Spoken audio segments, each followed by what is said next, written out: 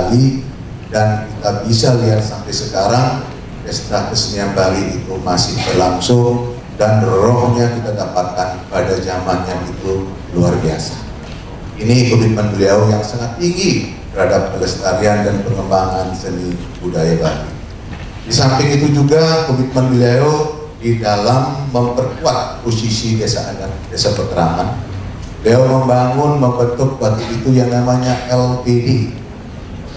Dan terbukti banyak LPD sekarang yang sudah berhasil dan berfungsi memperkuat peranan desa adat tersebut. Walaupun kita tidak memilih, banyak LPD yang masih harus diperbaiki, harus kita bina bersama-sama pemerintah daerah provinsi dan pemerintah kabupaten kota.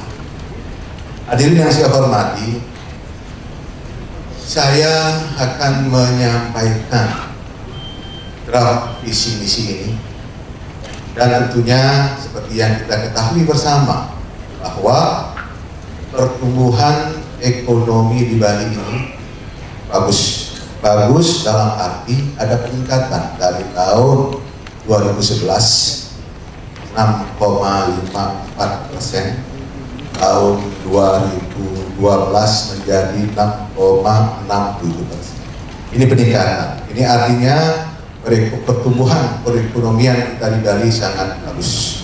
Tetapi ironisnya, pertumbuhan meningkat, tetapi kemiskinan juga meningkat.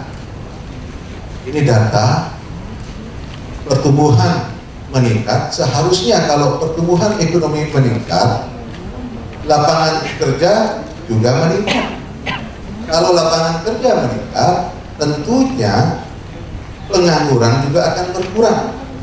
Kalau pengangguran berkurang, otomatis kemiskinan juga berkurang. Tetapi dalam realitanya pertumbuhan ekonomi meningkat, tetapi kemiskinan tetap naik. Ini sebuah realita, itu artinya terjadi ketimpangan pembangunan, terjadi ketimpangan pemerataan pembangunan yang ada di Bali. Itu lebih banyak berada di Bali Selatan, kemudian Bali Utara kurang mendapatkan porsi yang baik. Ini sebuah realita, dan bagaimana mengatasi ketimpangan pembangunan ke depan ini? Ketimpangan ini kita harus berani mempercepat yang namanya pemerataan pembangunan. Harus berani mempercepat pemerataan pembangunan dengan cara apa? Dengan cara membangun Bali ke depan harus berbasis kepada kabupaten kota. Bali ini tidak sama dengan Jakarta. Kalau Jakarta, daerah khusus ibu kota, gubernurnya langsung mempunyai wilayah itu. Ada banjir, gubernurnya turun, ada masalah, gubernurnya turun. Karena apa? Karena Jakarta adalah daerah khusus ibu kota. Di sana nggak ada bupati. Kalau ada wali kota itu seperti camat berdasarkan SK gubernur. Beda dengan di Bali. Di Bali ini dibagi menjadi 8 kabupaten dan 1 kota. 8 bupati dan 1 wali kota. Ini ke depan kita harus berani merubah, mengadakan perubahan di dalam membangun Bali berbasis kepada kabupaten kota. Untuk apa? Untuk mempercepat pemetaan pembangunan. Dan ingin saya katakan, bagaimana polanya? Bagaimana polanya membangun yang namanya berbasis kabupaten kota itu? Contoh ada 3 hal, misalnya infrastruktur jalan, ada infrastruktur pendidikan, ada infrastruktur kesehatan. Tinggal kita bicara sama Pak Bupati Buleleng misalnya, Pak Bupati, berapa kilometer ada jalan kabupaten yang rusak? Jalan kabupaten, karena jalan kabupaten nggak boleh dibangun oleh gubernur, nggak boleh. Jalan kabupaten harus dibangun oleh bupati. Kita bicarakan, Pak Bupati berapa kilometer? 100 kilometer, 200 kilometer, berapa tahun bisa kita kerjakan? 1 tahun, 2 tahun, 3 tahun. Kita bicarakan sama-sama bersama kepala pedanya, bersama anggota dewannya. Kalau bisa kita kerjakan setahun, kasih BK. BKK itu bantuan khusus keuangan untuk perbaiki jalan kabupaten. Demikian juga puskesmas. Pak Bupati perlu puskesmas nggak? Kalau nggak perlu, yang perlu apa? Rumah sakit daerah perlu diperbaiki. Mari kita bicarakan. Rumah sakit daerah itu berapa uang yang diperlukan? Inilah tugas gubernur untuk membagi dana yang ada di provinsi untuk kepentingan masyarakat melalui bupati, wali kota yang ada di seluruh. Demikian juga urusan pendidikan, banyak masih sekolah yang rusak, masih banyak. Itu bukan salah bupati, wali kota tidak mampu memperbaiki. Tapi kalau semua anggaran untuk memperbaiki jalan misalnya, bagaimana pos-pos yang lain, bagaimana program-program yang lain, itu nggak akan bisa jalan. Inilah peranan provinsi, inilah peranan gubernur untuk depan membangun Bali berbasis kepada kabupaten dan kota. Dan hadirin yang saya hormati, tentunya dalam kesempatan baik ini saya juga menyampaikan bagaimana pengembangan pariwisata ke depan yang harus bersinergi dengan pertanian.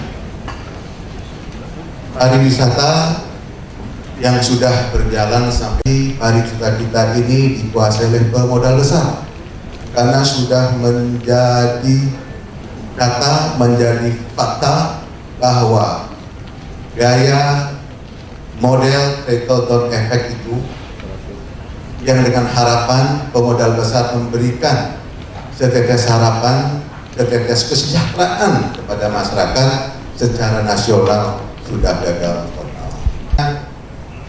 Penghasil buah, penghasil padi, jangan dilihat dari segi itu, tetapi mari kita lihat secara luas, membantu supaya mengurangi banjir. Dan jangan lupa, pertanian di Bali ini sangat erat kaitan dilakoni oleh leluhur kita dengan sistem subak. Mari ke depan, ada rumah. Terima kasih kepada Cagup dan Cawagup. Menit juga, Pak.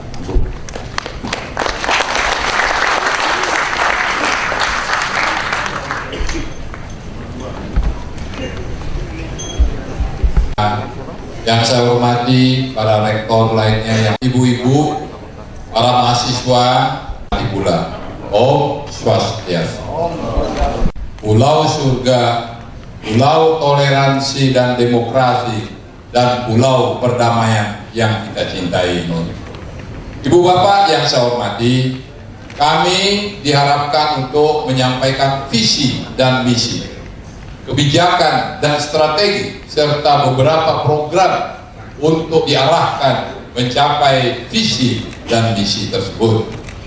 Yang pertama, apa yang dimaksud sesungguhnya dengan visi? Visi adalah sesuatu yang kita lihat, sesuatu yang kita impikan, sesuatu yang kita cita-citakan. Dalam konteks ini tentang Bali yang kita cintai itu, kami akan tetap mengusung visi Bali Mandara, Bali yang agung, Bali yang besar dan suci, Bali yang maju, aman, damai, dan sejahtera. Itulah yang kita lihat tentang Bali itu. Kita akan menuju ke sana dengan tentu saja membaginya dalam mewujudkannya dengan misi yang berdasarkan kebijakan dan strategi dan program-program yang kita susun dengan cermat berdasarkan fakta-fakta yang telah kita capai selama ini dalam visi misi Bali Mandara Jilid 1. Bapak Ibu yang saya hormati, Bali Mandara, kata Mandara berasal dari bahasa Sanskerta yang artinya agung. Mandara Giri, gunung agung. Agung artinya besar dan suci. Bali kecil dari aspek geografis. Luas kita hanya 0,29% dari wilayah Nusantara. Penduduk kita 4,2 juta di antara 200 40 juta penduduk Indonesia. Dari aspek geografi dan demografi kita memang kecil, tetapi kita punya potensi yang maha besar, yaitu budaya yang adiluhung, sumber daya manusia yang cerdas, kreatif, dan berdedikasi, dan juga kita memiliki keindahan alam yang tiada duanya di muka bumi ini. Itulah potensi kita. Yang penting sekarang bagaimana kita melihat dengan cermat potensi itu dan kemudian menuangkannya dalam rencana pembangunan, baik pembangunan jangka pendek, jangka menengah maupun jangka panjang menuju cita-cita Bali Mandara itu. Kebetulan Mandara juga adalah akronim dari maju, aman, damai, dan sejahtera. Apa yang kita maksud dengan maju? Bali harus maju, bergerak secara dinamis mengikuti kaidah-kaidah universal yang berlaku di dunia. Tetapi kita harus tetap berakar pada Dharma. Kita harus tetap berakar pada adat budaya dan agama Hindu yang tumbuh dan besar di Bali. Supaya Bali walaupun maju, walaupun modern, dia tetap su. Yang kedua, Bali yang aman. Apa yang dimaksud dengan aman? Bebas dari segala ancaman, bebas dari konflik, bebas dari virus-virus kejahatan baik tradisional maupun non tradisional seperti terorisme, human trafficking, narkotika, dan yang lain-lain. Kita harus aman dalam kondisi yang dap-dap tertib. Selanjutnya kita harus damai. Apa yang dimaksud dengan damai? Damai artinya tis, sejuk, pekerjaan, beriak-beriuk. Itu yang dimaksudkan dengan kearifan lokal yang kita miliki. Yang berikutnya adalah mewujudkan Bali yang sejahtera, yaitu Bali yang sukerte, sekale lan niskale. Itulah kira-kira visi Bali. Kita semua harus menuju ke sini dengan berbagai kebijakan, strategi, dan program-program yang kita harus laksanakan secara bertahap, berjenjang, dan berlanjut. Oleh kami, sustainable development, pembangunan yang berkelanjutan, sangat sesuai dengan visi dan visi yang diusung oleh program Bali Mandara ini. Lanjut. Bapak Ibu yang saya hormati, oleh karena itu kita jabarkan misi tersebut. Yang pertama, misi maju. Bagaimana kita supaya maju? Inilah sasaran-sasaran yang harus kita capai. Selanjutnya, bagaimana supaya kita aman? Lanjut, misi yang kedua. Ini pengaturan tata ruang seperti yang disampaikan oleh Bapak Rektor tadi. Kita harus konsisten melaksanakan Perda nomor 12 tahun 2009 itu tanpa, saya ulangi, Perda nomor 16 tahun 2009 yang kita jabarkan dari Undang-Undang nomor 26 tahun 2007 berdasarkan filosofi pembangunan kita, yaitu Trihita Karana. Inilah hal-hal yang perlu kita laksanakan. Kedua, yang ketiga, dalam rangka mencapai tentu saja di sini aspek pembangunan, adanya perkembangan pertanian yang bersinergi. Pertanian, apakah kita kecil, kita takut kita kena polusi dan mengancam kelestarian alam kita yang berbasiskan filosofi Trihita Karana tersebut. Lanjut, 10 program prioritas. Yang pertama, kita konsisten untuk penanggulangan kemiskinan dan pengangguran.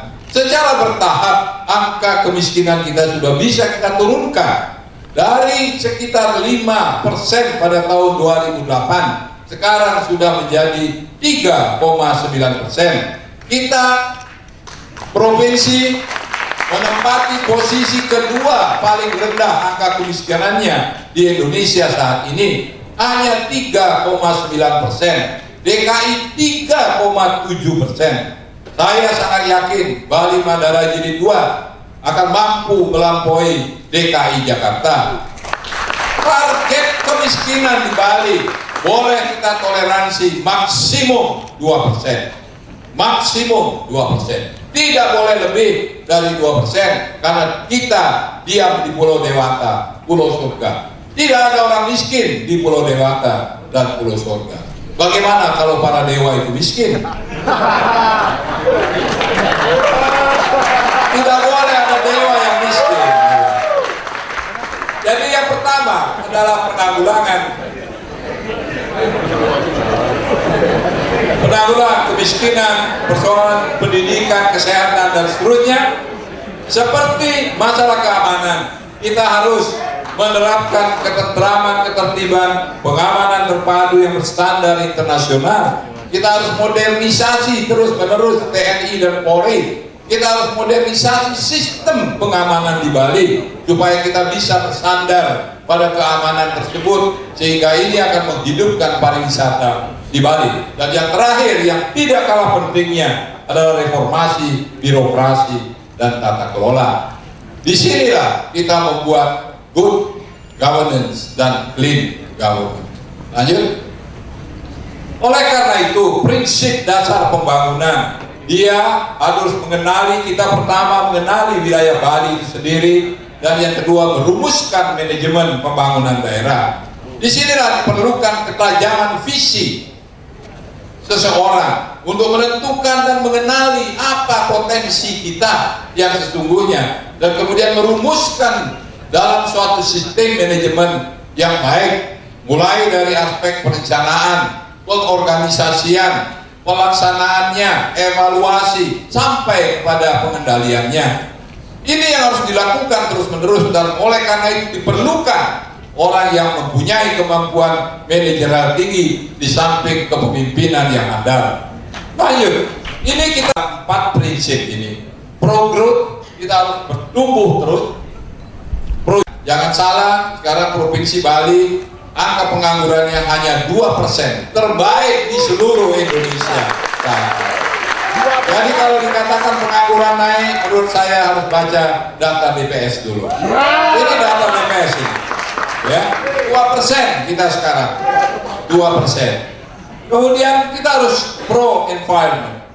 Bali itu kecil, seperti saya katakan, dengan sebaik-baiknya. Boleh kita membangun apapun, tetapi harus tetap menyayangi alam kita, karena prinsip dasar pembangunan kita adalah filosofi Trihita Karana, keseimbangan antara kehidupan manusia dengan Tuhan, manusia dengan manusia, dengan manusia dengan lingkungannya. Maka harus yang tiga ini, pro growth, pro job, pro poor, ini kaitannya dengan Pawongan. Tapi yang ini kaitannya dengan Palemahan. Jadi dengan demikian, rencana pembangunan kita harus berpijak pada kearifan lokal yang selama ini sudah kita anut bersama-sama sampai saat ini. Tetapi kita perlu, oleh karena itu adalah merupakan revitalisasi dan reaktualisasi Bali Mandara 2008-2013 sebagaimana strategi pembangunan yang berkelanjutan. Strateginya bertahap, berjenjang, dan berlanjut. Itulah Bapak Ibu yang saya hormati, visi misi susun. Saya kira Bapak-Bapak dan Ibu-Ibu sudah bisa melihat dalam berbagai media maupun brosur yang telah kami sampaikan. Detail programnya pun kami sudah buat berdasarkan perhitungan angka-angka pendapatan yang realistis dan applicable. Demikian Bapak Ibu yang saya hormati, mudah-mudahan paparan ini dapat memberikan gambaran yang singkat tentang apa, bagaimana, mau kemana Bali yang kita cintai ini. Saya akhiri dengan para mesanti. Om Shanti, Shanti, Shanti.